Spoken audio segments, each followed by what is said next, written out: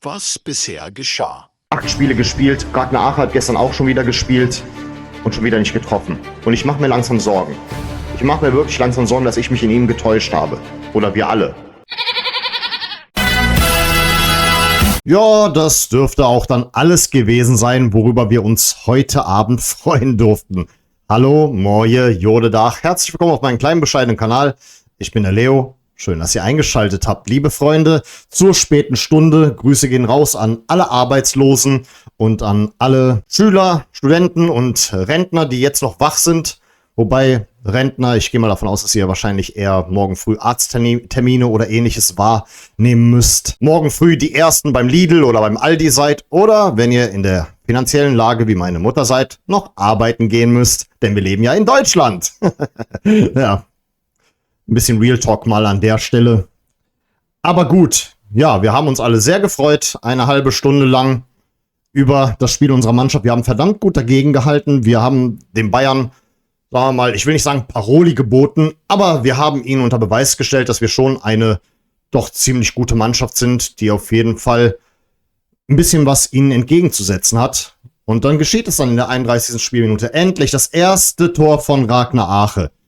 Bisher hatten wir nur diese Vorlage im Pokal und ich hoffe mal, dass das jetzt kein, ich sag mal, Pokalspieler wird, weil wir sind ja ausgeschieden, das war's jetzt mit dem Pokal. Verdammt nochmal, ein bisschen Galgenhumor muss ja sein. Also ich fand uns doch ziemlich gut, auch wenn das Ergebnis, sagen wir mal so, eine andere Sprache spricht. Ja, wir haben uns gefreut bis zur 31. Spielminute und dann kam die 36. Spielminute, die 38. Spielminute, die 64. und die 72. Wobei die 36. Spielminute, der Ausgleich von Luis Diaz, der ist natürlich jetzt kontrovers. Der wird kontrovers diskutiert. Das soll halt abseits gewesen sein. Was heißt hier soll? Es ist auch schon mittlerweile von der Presse bestätigt worden. Aber was willst du machen? In der zweiten Runde spielst du halt nicht mit VAR. Und wir haben da so ein kleines zweischneidiges Schwert mit dem VAR. Auf der einen Seite regen wir uns halt auf, dass er existiert. Auf der anderen Seite wünschen wir uns in solchen Situationen, dass er existiert. Ist halt ein zweischneidiges Schwert, wie ich gesagt habe. Ja, aber das war halt die Szene, die halt den Turnaround geschafft hat. Und ab dann haben die Bayern uns halt dominiert. Es gab genug Situationen, wo ich gesagt habe, okay, vielleicht gelingt uns ja noch irgendwie das 2:1 oder dann später das 2:2, aber danach, als dann das 3:1 kam von Harry Kane, mal wieder Harry Kane. Ja, zweimal hat er heute getroffen. Ich habe ihn schon im letzten Video erwähnt. Ja. Das war's dann.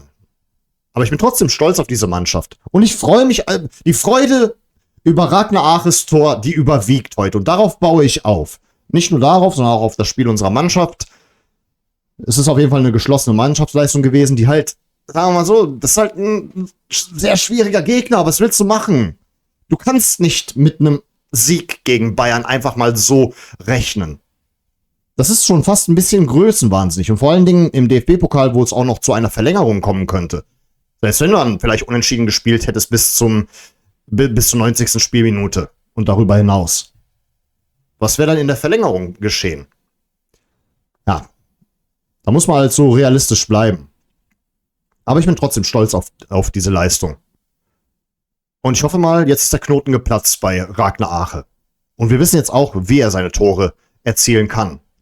Deswegen wäre nicht schlecht, wenn er dann öfter mal jetzt von Anfang an spielt. Denn bei den Ecken ist der Junge gefährlich. Das durften wir heute, davon wurden wir heute Zeuge. Ja, aber gut.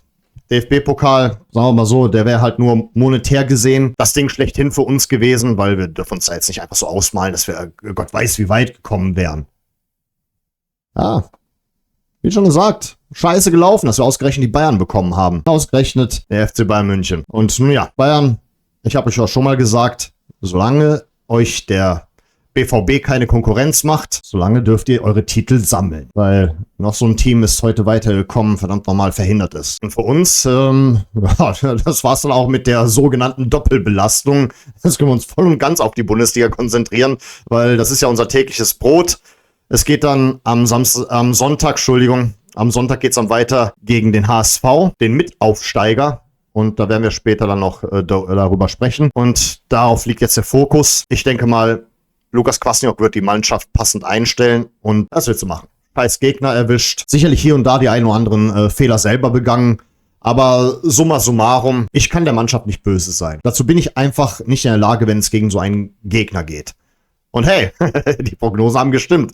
Jonas Obik hat sich heute schon wieder eingefangen. Aber ich habe beobachtet, seine Leistung hat sich tatsächlich gebessert. Der hat sich deutlich gesteigert, finde ich persönlich. Der war halt zur falschen Zeit am falschen Ort und in der falschen Situation, wo es dann halt zu diesem Wechsel im Tor kam letztes Jahr. Kopf hoch, liebe Freunde.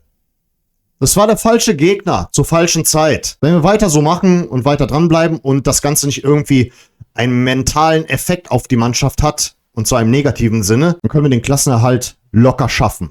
Darauf liegt der Fokus. Erhobenen Hauptes beende ich die heutige Sendung. Die Niederlage war vielleicht um ein Tor zu hoch im Nachhinein. Aber wenn du halt einen Harry Kane da hast und einen Olise und halt keinen VAR, dann passieren solche Sachen halt. Wir haben diesen Ehrentreffer erzielt und so sind sogar in Führung gegangen. Ich denke mal, keiner wird diese Freude, die wir dort für 5 Minuten hatten am heutigen Abend, vergessen. Und damit entlasse ich euch für diesen heutigen Abend. Ich bedanke mich recht herzlich für eure Aufmerksamkeit. Vielen Dank fürs Zusehen und dann sage ich mal an der Stelle auf Wiedersehen. Denn wir wollen uns doch wiedersehen.